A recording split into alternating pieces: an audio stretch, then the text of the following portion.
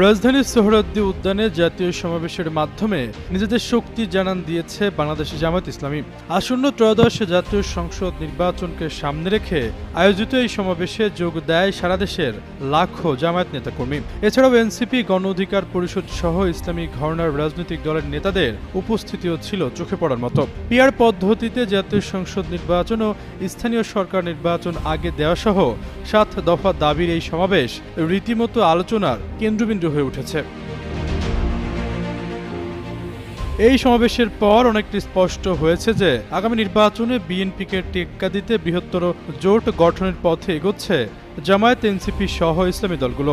আর সত্যিই যদি তাই হয় তাহলে বিএনপির জন্য পরবর্তী নির্বাচন কঠিন হতে চলেছে বলে মনে করছেন রাজনৈতিক বিশ্লেষকরা। ওয়ালটন এখন দেশের সীমানা পেরিয়ে পৌঁছে গিয়েছে ৫০টিরও বেশি দেশে।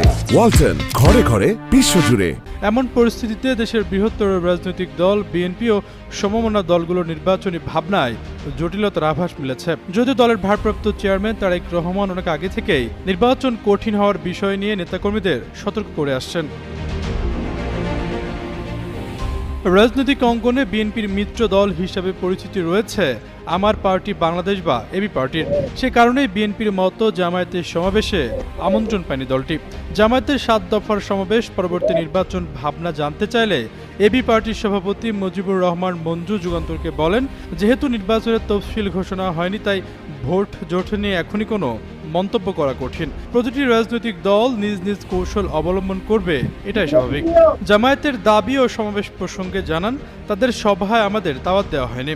অতীতে আমাদের আমন্ত্রণেও তারা সাড়া দেয়নি। তবে পিআর পদ্ধতি নিয়ে এখনো কোনো সিদ্ধান্ত নেয়নি।